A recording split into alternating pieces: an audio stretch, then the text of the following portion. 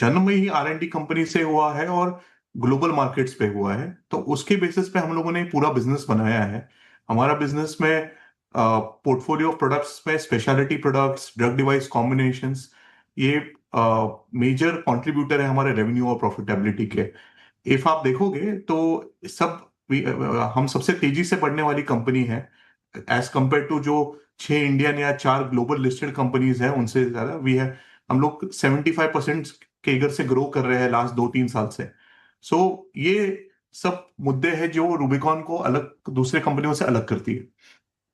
हम लोग यूएस में बहुत जेनेरिक प्रोडक्ट भी बेचते हैं और ब्रांडेड प्रोडक्ट भी बेचते हैं।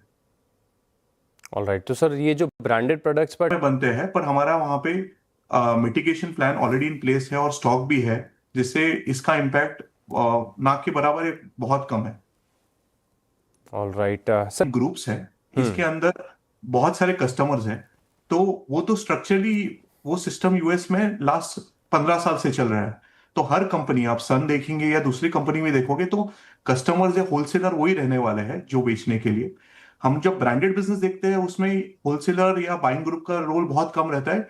इसमें इंश्योरेंस कंपनी का रोल ज्यादा रहता है, जिसमें हमारा मार्केट एक्सेस टीम काम करके उनसे इंश्योरेंस कवरेज मिलाता है। तो जो ब्रांडेड बिजनेस है उसमें इसका इंपैक्ट नहीं है, और जो जेनेरिक्स बिजनेस है उसमें ये जो ग्रुप है ये सबके लिए सेम है और बहुत सालों से वैसा ही कंसंट्रेशन सब कंपनियों के लिए। आज और आगे का जो रेवेन्यू है वो हमने सिक्योर किया, क्योंकि वो हमने डिस्प्रपोर्शनेटली स्पेंड किया है R&D पे एज R&D कंपनी, और हमारे को उस R&D पे काफी भरोसा है कि वो बहुत साल तक हमारे लिए रेवेन्यू और प्रॉफिटेबिलिटी लाएगा। गोइंग अभी के में हमारा जो गाइडेंस है वो 10 से 12% रहेगा ऑफ रेवेन्यू द R&D, जो अब हमारे जो कॉम्पिटिटर है उनसे ज्यादा है। बट इफ आप देखोगे कंपनी ऐसा बढ़ रहा है तो द एब्सोल्यूट अमाउंट या जो टोटल अमाउंट है वो भी बढ़ते जा रहा है। तो हम लोग कंफर्टेबल है कि अभी 10 से 12% में हमारा जो पाइपलाइन प्रोग्रेस करना है उसमें हम आराम से कर पाएंगे एग्जीक्यूशन। और दूसरा है सर गवर्नेंस।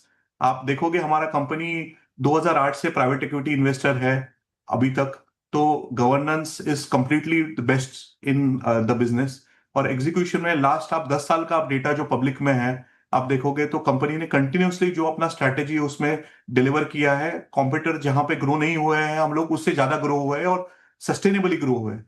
तो जैसे हम लोग आगे जा रहे हैं, मुझे कॉन्फिडेंस है कि हमने जो पाइपलाइन है और जो प्रोडक्ट्स हैं हम डेफिनेटली हम लोग ग्रो करते रहेंगे।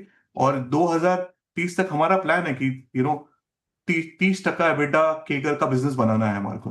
तो वही लाइन में हम लोग चल रहे हैं। Formulations company with R&D centers across India and North America with manufacturing sites in India. We have been the fastest growing Indian pharmaceutical formulations company across our peers. I think we've grown roughly around 76% CAGR over the FY23 to 35 years. So we are a completely R&D focused and R&D led formulations company, which is with our focus is on the US market, both on the generics and the brand side. So the funds which we are planning to raise via the IPO, I think 500 crores are going to be primary infusion, which are going to be used primarily for debt repayment and pursuing inorganic opportunities. And the rest is OFS to one of the investors, General Atlantic. Two businesses, one is a generics business and the brand business.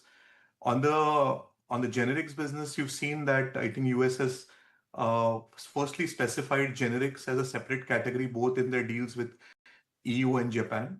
And and which kind of clearly gives the guidance that generics currently are exempt from the situation where they are. If you go further into that, I think a part of our revenue or major part of our gross profit is coming from products where we are the only player. And obviously our ability to pass on, if in case there were tariffs, is very, very significant. We can transmit it to the healthcare system in the United States. But as a management, we continue to evolve our strategy, hedge our risks by various mechanisms to ensure that since US is our major market, we will always remain competitive and agile in the supply chain there. Now, coming to the branded piece, I think there was a tweet by the president regarding from tariff on patented and branded drugs. I think post that, I think there's not been clarity which has emerged, but I think in the short term to long term, we are well covered on the 3 products we sell in the United States as branded products.